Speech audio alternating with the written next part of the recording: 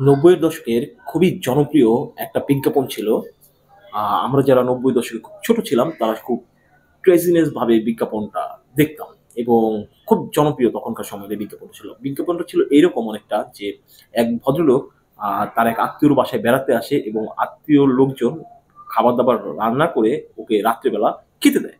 এখন রাত্রিবেলা খাওয়ার সময় তার যে লাইট থাকে উপরে মানে যে বাতি থাকে সেই বাতিটা ওই তখনকার সময়ে হলুদ আলোর যে বাতিগুলি ৬০ পাওয়ারের বা ১০০ পাওয়ারের সেইরকম একটা বাতি থাকে। তো এত স্বল্প আলো, সেই স্বল্প আলোতে সে মাছের কাঁটা ঠিকমতো বেছে খাইতে পারে না। তখন ওই বাড়ির লোক বাইরে গিয়ে আরেকটা লাইট নিয়ে আসে বা বাতি নিয়ে আসে। আইনা সেটা লাগায় দেয়। এখন লাগাই দেওয়ার পরে খুব ফকফকে হয়ে যায়। মানে অনেক আলো হয়ে যায়, খুব ফকফকে হয়ে যায়। তখন পাশ থেকে ওই এক বৃদ্ধ লোক বইলা ওঠে যে, "ও মানিক, কি বাত্তি লাগাইলি?" তখন মানিক জবাব দেয়, "কে? ফিলিপস?" এরপরে ওই বিজ্ঞাপনে একটা ডায়লগ আসে। ডায়লগটা এরকম যে, "মাছের রাজা ইলিশ আর বাত্তির রাজা ফিলিপস।"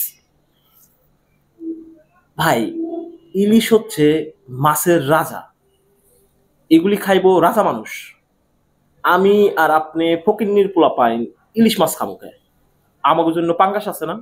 আমরা পাঙ্গাস খামু। ইলিশ মাছ খাইবো দাদারা।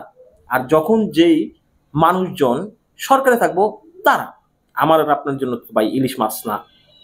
এখন প্রবলেম হইছে সেই ৯০ দশকে একটা খুব জনপ্রিয় একটা গান ছিল মাছ নিয়ে। তো গানটা কিরকম ছিল সেটা বলতেছি আগে বলি যে ইলিশ মাছ খাইতে হইলে আপনার আর আমাকে এখন জাউলা হইতে হইব। জাউলা মানে বলে দিল জেলে হইতে হইব। সেই জেলে হওয়া ছাড়া কোনো গতি নাই। আর জেলে হন আর ওই গান গান। কি গান? মৎস্য ধরিব খাইব সুখে কি আনন্দ লাগবে বুকে। সো ইলিশ মাছ না খায়া গান গান আর নাইলে জাউলা হন। ভালো থাকবেন সবাই।